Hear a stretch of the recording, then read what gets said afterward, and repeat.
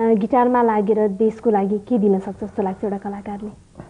अब कलाकार भनेको एउटा देशको सम्पत्ति हो, गहना भनिन्छ हैन। त्यसले गर्दाखेरि सङ्गीतले कलाकारहरूले आफूलाई मात्रै होइन, एउटा देश भनेको जनताबाट बनेको हो। त्यसैले सम्पूर्ण जनताहरूलाई एउटा चाहिँ राम्रो सुमार्गमा लग्ने, सुमार्गमा एउटा राम्रो बाटोमा राम्रो कर्ममा चाहिँ जानमा यो एकदम प्रोत्साहन गर्छ यसले। त्यसमध्ये शास्त्रीय सङ्गीतमा जो आधारित छ, शास्त्रीय सङ्गीत बुझिन्छ उनीहरूलाई त झनै राम्रो मानिन्छ यो।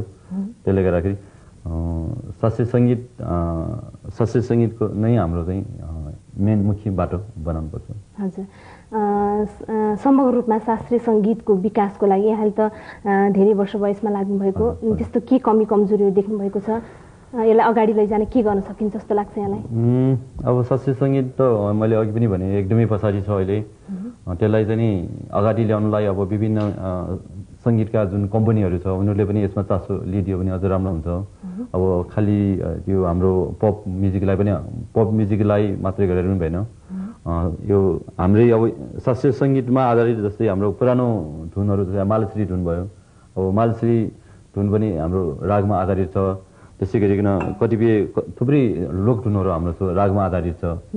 त्यसले गर्दाखेरि चाहिँ यसरी रागमा आधारित हाम्रो लोक धुनहरूलाई पनि हामीले अगाडि ल्याउनको लागि हामी कलाकार आफै पनि सबै कलाकारहरू सक्षम हुँदैन। त्यसले गर्दाखेरि कम्पनीहरूले यतातिर अलिकति बढी ध्यान दिनु पर्यो।